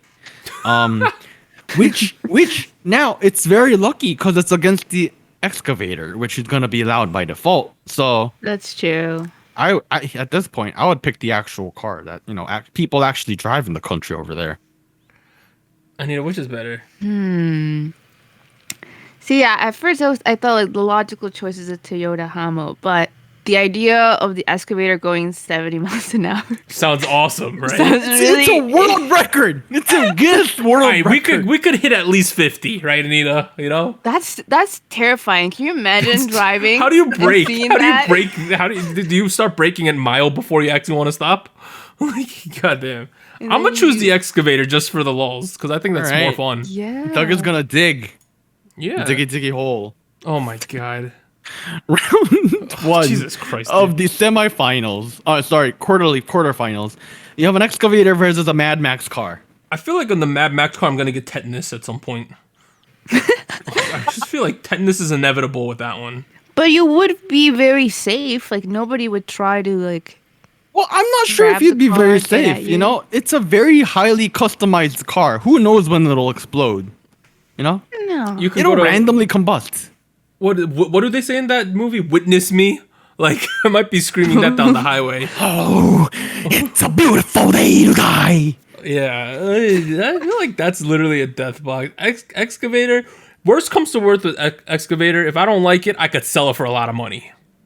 That's true. That's true. That's Those true. are worth a lot of money, right? Mad Max car. I don't think anybody wants that, right? Well, I mean, if you're assuming that we're in a post-apocalyptic world, Yeah, you would Post- survive, Doug. right? With You that would car. survive. Having a car would be like a great benefit. So I could I fight guess people for oil, right? You know, right. You know, you could be one of the rich people in that movie who do weird things. None of which I can say because it's Mad Max and we're a family-friendly podcast. Oh. I would choose the excavator. I'll be honest. You know what? Me too. Something about Yeah. that seems like a fun car to drive. Look at how yellow it is. All right, we have a horse carriage versus a hot dog car. All right, dog. instant hot dog car. Yeah. I ain't dealing with horses, dude. It ain't happening. All I right, have bad experience with horses. Really? What kind of bad experiences? I mean, I've ridden horses a couple times. Like, Did they bite you? They smell. I was riding true. it growing up, and it just stopped and started pooing. It was, and then it stopped later. It had to pee, so it peed. And then when you get off, when you're done on the horse, your tailbone hurts the rest of the day. I'm just not true. a horse. I'm just not a horse person. If you are though, that's like great for you. But like your boy Doug, and, nah, fam, nah, hot dogs. I'm a hot dog guy, you know. All right, round 3, we dog, have hot dog. Mario Kart versus Pikachu car. It's Nintendo versus Nintendo. Just the functionality. Although I might be more embarrassed, I'd rather choose the Pikachu car. Yes, you won't get wet if it rains. Yeah. I feel like Pikachu car is safer. You know, True, Imagine- everybody likes Pokemon. right? People no, like it- no, Pokemon. no. Imagine if you get rear-ended by a car on the road. In the Oh. Mario Kart, I'm dead instantly. You're dead. Instantly, dead. you're dead. I'm dead. Doesn't matter if you're wearing seatbelts. Have you heard of the thing with Tesla cars where they're like so much heavier than the average car that like Really? whenever they crash into any other car, the other car sustains so much more damage? Oh my god. It's like a thing. Tesla cars are extremely heavy. in Well, general. I want that now. Dang. Yeah. Round 4, we have Oh a my Vespa God. versus a British three-wheeler. European. Oh man, all our EU listeners are very angry right now. Shout out to I almost Koala. wanted to Shout get a out to Vespa Max. when we were in Ann Arbor because there are people with them. Yeah, there's a lot of people with those. They seem just kind of fun to drive. Well, I mean, look, you're gonna be a hipster either way. If I'm gonna be a Vespa. hipster either way, the three-wheeler's cooler though, isn't it? It is a lot cooler. Vespa has like a social connotation almost that the What? three-wheeler doesn't have. Now that being said, if it snows, you're staying home. Oh, dude, my Either car way. right now, like my Scion, if it's any kind of snow at all, the anti-skid instantly goes off. It goes beep, Really? beep, beep, beep, beep, beep. Yeah, it's horrendous on snow. It's so bad. It used to not be like that. No, it's dude, like it's terrifying driving that car in snow. Dang, really? Oh damn. That's why Was the reason that's one of the reasons why I potentially want a new car is I want something with 4-wheel drive that's good on snow. Yeah. Yeah. It's like yeah, one yeah. of the main things because I'm terrified of driving on snow anyway. I would pick the British three-wheeler. That seems like a good time. You literally mentioned you're worried about the snow, but okay. Semifinals. We have Pikachu car versus the British three-wheeler. I need a Pikachu wins here, right? Yeah. Does it though? It has the overhead, the covering at top. I'm gonna catch them all, but I'm definitely not getting a date in that one though. You never know. Well, I mean, the British three-wheeler know. doesn't have a seat for whoever Bro, you're dating. lap. You cannot Lap. have a date. Lap. Warren, you get the plank across my arms. That's the only way we could drive this car. You could plank while I'm driving it. No, I mean, I'm thinking like the Pokemon car, the Pikachu car, you could date somebody who's really into Pokemon and Conversation not afraid starter. to show it. Yeah. You'd be dating a, big Pokemon fan. What's wrong with that, you know? That's not actually that bad. Let's just Yeah. Pikachu car. I like that. Pikachu. Pikachu car. You have an excavator versus a hot dog car. You know, I've also been like, what if I buy it? I've thought about it before. What if I just buy an RV and live in it? That's sort of what this hot dog car is offering me here. You could live in know. that. You could live I in want to it. see that in real life. I haven't never seen it. See, do you want to be a walking? Do you want to be like a walking billboard, like an advertisement? That's your whole life now. You're just an advertisement for I'm Oscar the Mayer. hot in my town. I'm the hot dog guy, right? If we get that. At that You're point, famous yeah. for it. Do you Yeah. want to be the face of the company? Hey man, it just seems kind of cool. It looks so friendly. It's But you smiling could at go you. around. You could go around and dig anything you want. Dig whatever I want. Okay. Yeah, you could just dig that ground. You could dig the other ground. You can dig the road. You can dig. So you're team excavator here over hot I'm dogs. team excavator. Look What how about you? how beautifully yellow that is. What about you, Anita? Bumblebee yellow? Team hot dog car. It looks really cute. I'm going on functionality. I'm going team hot dog too. Yay. All right, Pikachu final. versus hot dogs. We have the cute- two lamest cute cars. They're the most functional of the ones we saw today. I'm kind of torn Those are here. hard. I kind of like both of these cars. You're I a guess- walking advertisement either way. You could consider space. Because hot dog car is much bigger, more you know, spacious. What's the torque like on these? What is the engine power? It has to be pretty good, right? I feel like the hot dog car is big. Yeah, it's like a bus. Probably, yeah. It's got to be a good engine to power all that. I feel like you're having a party all day with that one, dude. Yeah. It could be like a party. Yes, a party bus. Oh, that's a business, dude. Oh my Party. god. Yes. It'll be a hot dog party. Every day you're gonna eat so many hot Yes. dogs. Hot dog, hot dog, hot dog. Every day, every meal of your life. Breakfast hot dog, lunch hot dog, dinner hot dog. Hey, you Different can do toppings, that. though. That's Hot not diggity bad. dog. Yeah. No, it'll be bad for your health, but who cares, right? So which would you drive, dude? I think I would pick the Pikachu car. At least I can park wherever I go, you know? Oh, You guys never talk about parking. yeah. Hey, Parking Brad, is a thing. parking is not nearly as difficult as it is like it's like here in New Jersey. It's not bad. It's quite easy to park anywhere. I'm just saying in general, but you gotta think about that, you know? We are the land of strip malls. There are so many massive parking lots near me. Anita, Well, Anita, I mean- are you team hot dog still? I think so. I feel like it's a statement. It has really cool design. It's smiling at you as you drive by. Great car. Well, what do you think, Doug? Is it the yellow electric furry monster or the wiener food of all time? I think I'm gonna choose Pikachu car. Not only because I There you like go. Pokemon, but because when I was growing up, there was a show called Family Matters with Steve Urkel, and he drove Oh, yeah, a Beetle. yeah.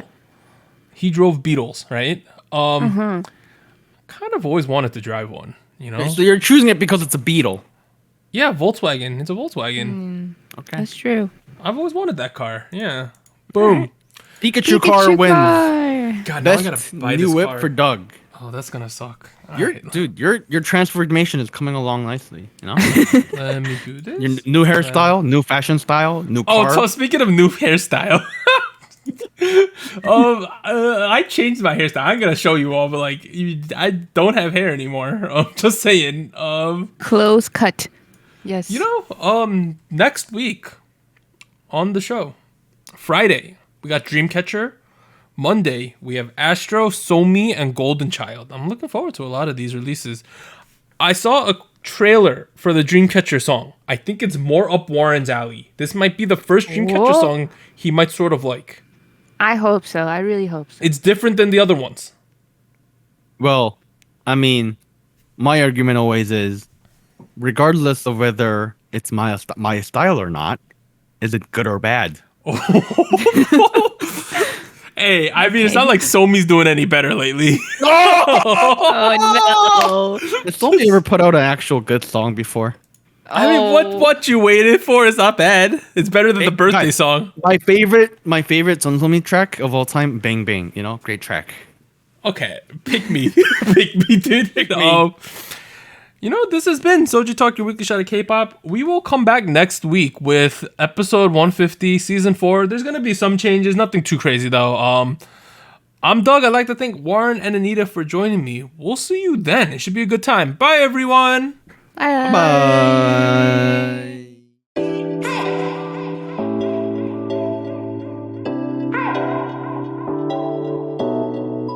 Special shoutouts to our Fiesta patrons.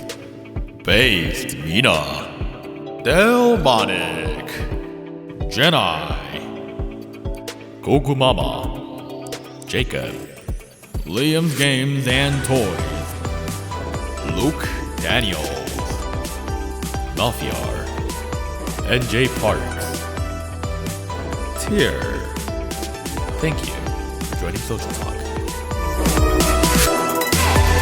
And special thanks to our Discord server mods, Jacob, K Music Erde, Koala, Malfiar, Max, No Bias Luna, Tuggles, and Wolf297.